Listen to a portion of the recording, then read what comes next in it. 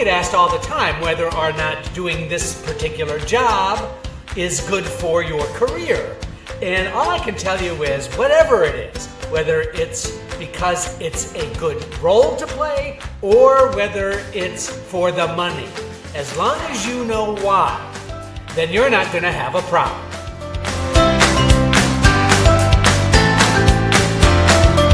Welcome to Casting Actors Cast, insights for actors on acting in the business of show. Casting director Jeffrey Dreisbach takes you behind the scenes and reveals secrets to a successful acting career. You can find out more on the web at castingactorscast.com. Please enjoy, like, and share Casting Actors Cast. Now, here's your host, Jeffrey Dreisbach.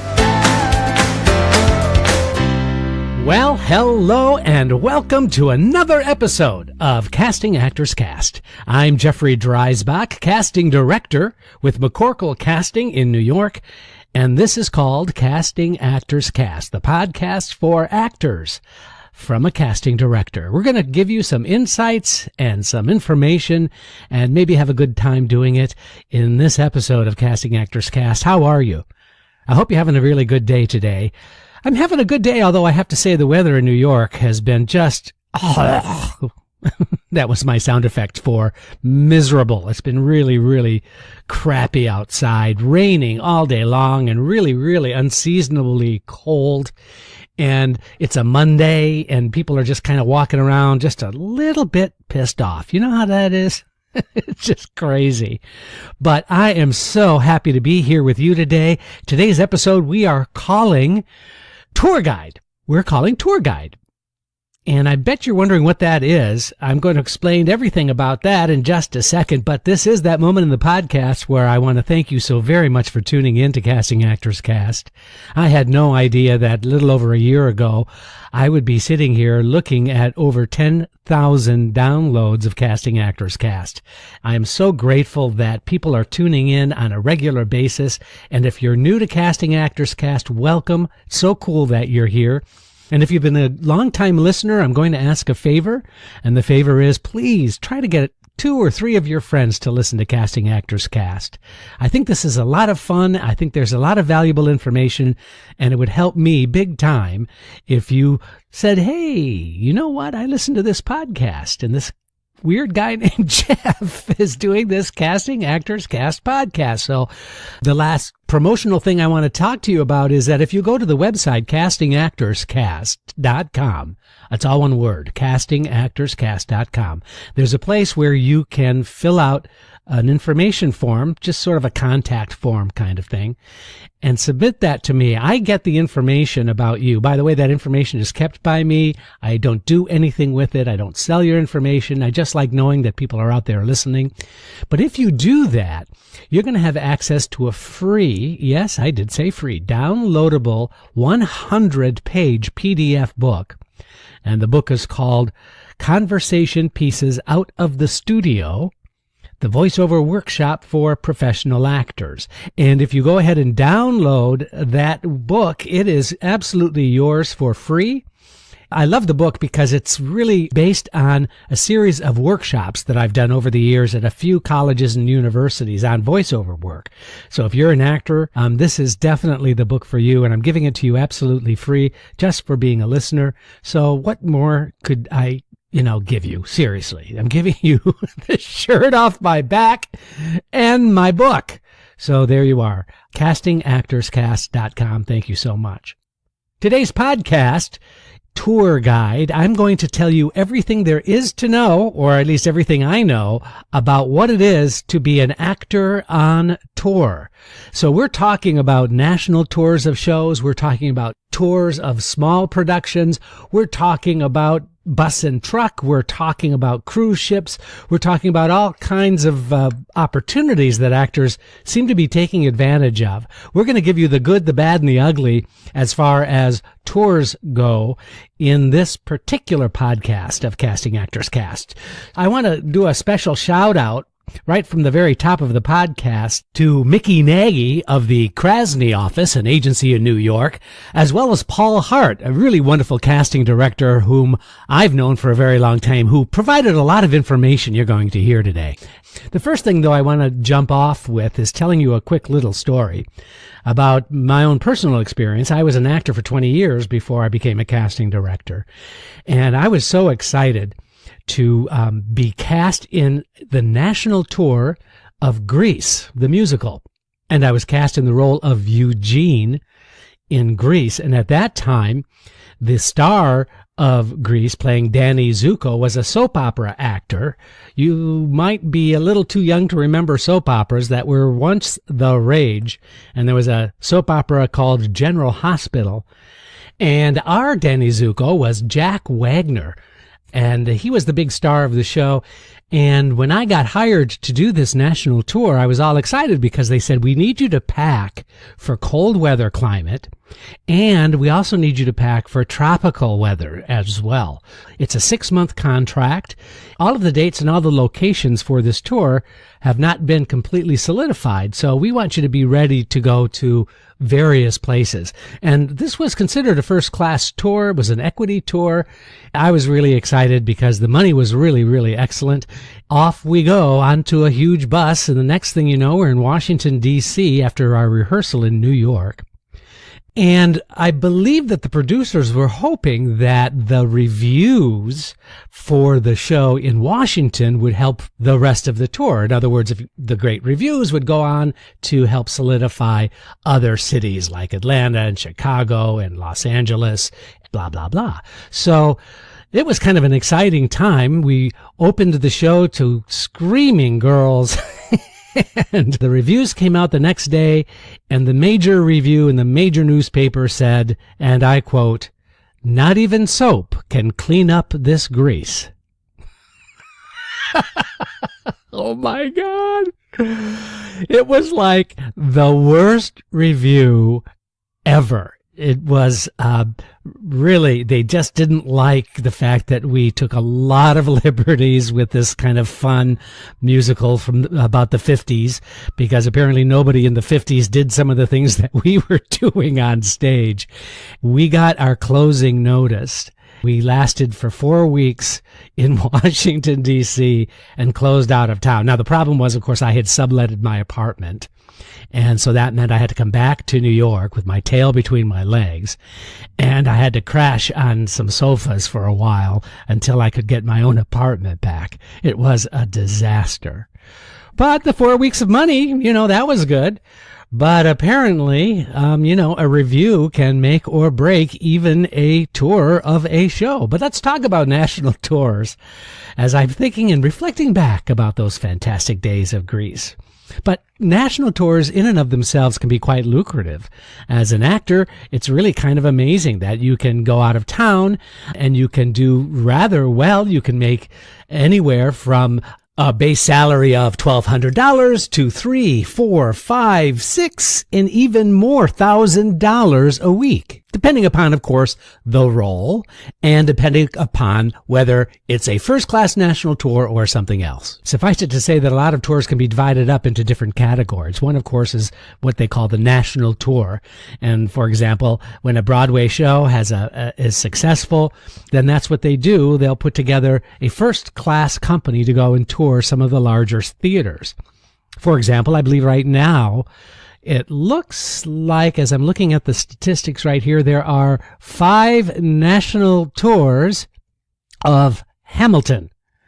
So 5 tours of Hamilton going on right now all throughout the country, and I'm sure the European Asian tour is like in the near future if it isn't done already. National tours can be a lot of fun. Now, there are some downsides to doing national tours. Number one is you literally put your career on hold when you go out of town for that length of time. Now, depending upon the contract, you might sign a 6-month or even a year contract, and you're obligated to that show, and you're out. In other words, your ability to leave the show sometimes is upwards of 4 to 6 weeks. In other words, if you want to leave the show, you have to give at least a 4 to 6 week notice sometimes on a first-class national tour. Now, like I said, the money is great. Also, there's a per diem, which means you get some money for your living expenses. For example, food. Housing is sometimes, but not always, provided. They give you hotels and things like that, but it might come out of your pay, or it might be provided you. So a first-class national tour, you're very, very well taken care of. But like I said, the downside can be you put your career on hold. You're really not available for other projects taking place in the city, and that can really be a challenge for some actors who are looking to do more film and television, for example. It's really, really difficult to do that when you're in a first-class national tour of a show. The second thing is that it can be very challenging on the road. Some people love living out of a suitcase. You know, some people love the idea of being in a new town, exploring new places, enjoying what those new places have to offer. Really, if you enjoy travel and if that's part of what you want to be an actor for, then by all means, that might be a wonderful addition to your resume. Doing a really good role in a national tour is considered quite highly as far as the rest of the industry is concerned. If you're doing a musical or a straight play, having a nice role or a notable role, whether it's a musical or a straight play, can really be helpful to your career. But you have to balance that off with whether or not 9 to 12 months out of town is really worth it for your career. So that's something that you need to think about. Also, your agent may be delighted because you'll be making a lot of money on the road and they'll be making money, but not having you around means that they have to sacrifice having you come in for auditioning in New York if you're out of town on a national tour and not available. If you can perfect doing submissions and auditions while on the road with your self-taping system, whatever that might be. By the way, I would really encourage you to listen to the self-tape podcast that I do. It's really important information that I think you'll find really valuable. If you can do that, and you commit to staying in touch with what's going on in the city, with projects that are happening and taking place, and have a regularly scheduled conversation with your agent about opportunities that may be coming in, then you're not going to feel as isolated or alone or restricted as you might. I guess what I'm saying is a lot of actors, and this has been from my own personal experience, a lot of actors will do these tours and they have the ambitions of wanting to stay in touch and wanting to do all these things for their career, but end up sort of more isolated, feeling like the show is enough hard work, and it just becomes about doing the show. And that can get really, really frustrating sometimes. Now, other opportunities for touring are what I call, or what we still call, I guess we call, the bus and truck. And that is the non-union shows. And I will say that there are a lot more non-union shows than there used to be 20 years ago. And the reason that there are a lot of non-union shows is, of course, for budgetary reasons. And non-union shows can take a little bit more advantage of the actor, and I don't mean that in a negative way or to put it down at all. But generally speaking, when you use the term bus and truck, it refers to non-equity. It also refers to shorter sit-down periods in those cities.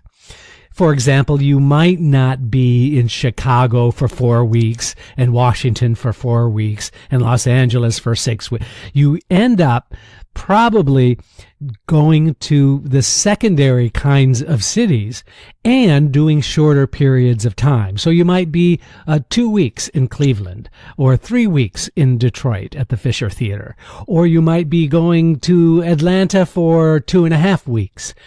In other words, it becomes shorter sit-down periods of time. Now, the money can be fairly good. Certainly, it's less than if you were an equity contract member, or an equity member with a contract, I meant to say.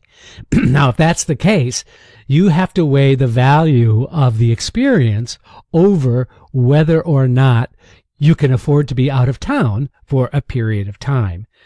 The work is a little bit harder only because of those traveling circumstances that you might find yourself in.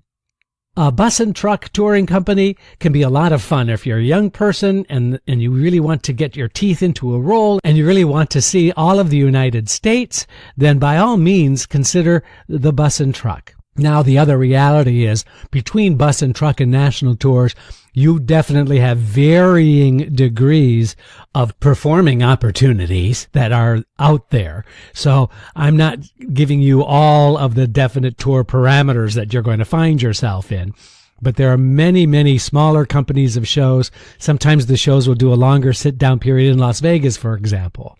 Or if you do one of those abbreviated productions in Las Vegas, you might end up doing, let's say, West Side Story. The Las Vegas version might only be 90 minutes. And so they've cut it down considerably. The money is great. Las Vegas is, well, what can I say? Las Vegas is Las Vegas. I'm not a really big fan, having spent a one weekend one time there, and that was more than enough for me. But for you, it might be a really fun opportunity. So I don't want to give or imply that, these are the only two ideas that you can consider. Obviously, there are variations on the same theme, but they all have the same point that I'm trying to make, which is you really do put a lot of your career on hold, and it's very difficult to maintain when you're out of town. So that's something to consider.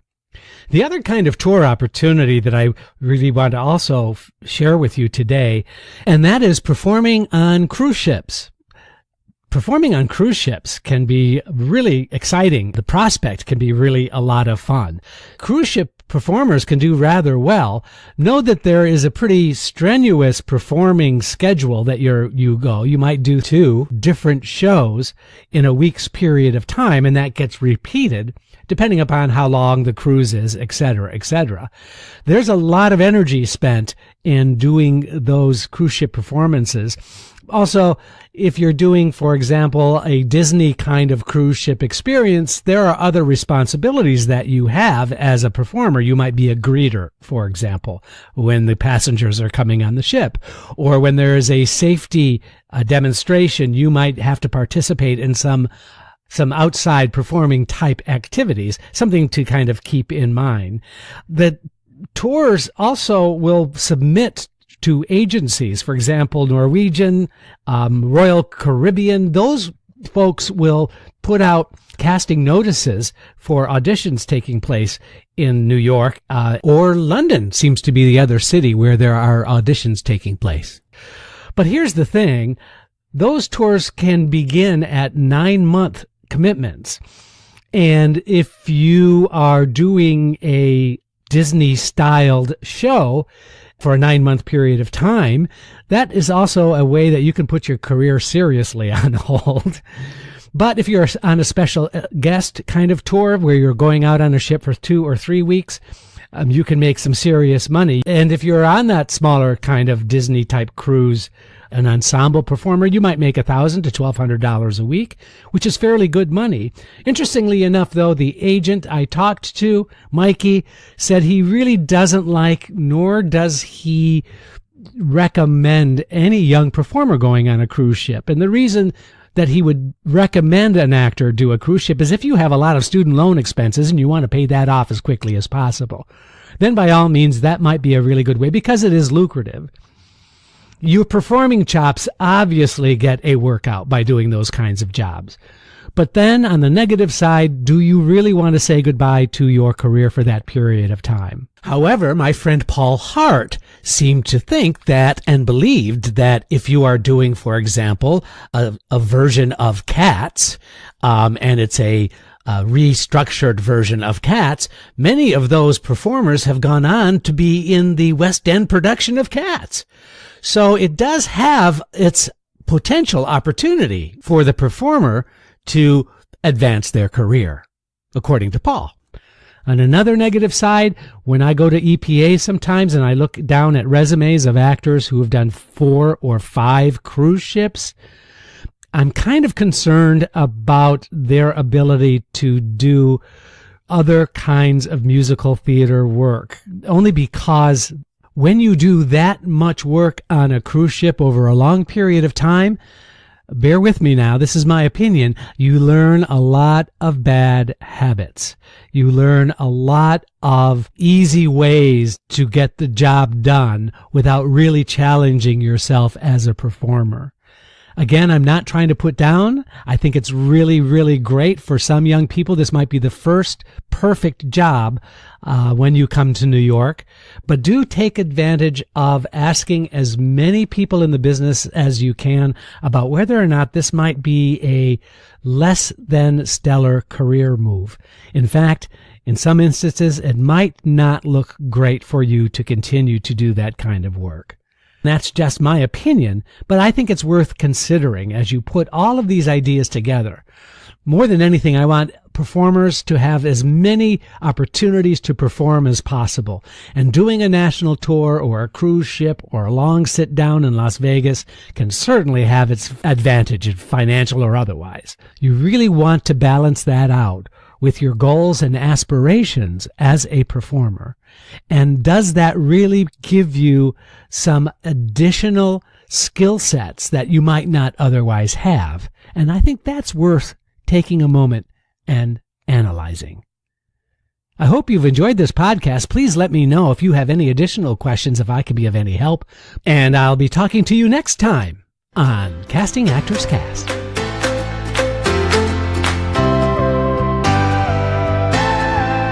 You've been listening to Casting Actors Cast with host Jeffrey Dreisbach. Find out more at castingactorscast.com and let us know if you would like us to cover topics you're interested in. Thanks for listening. I'm Matthew DeSarno.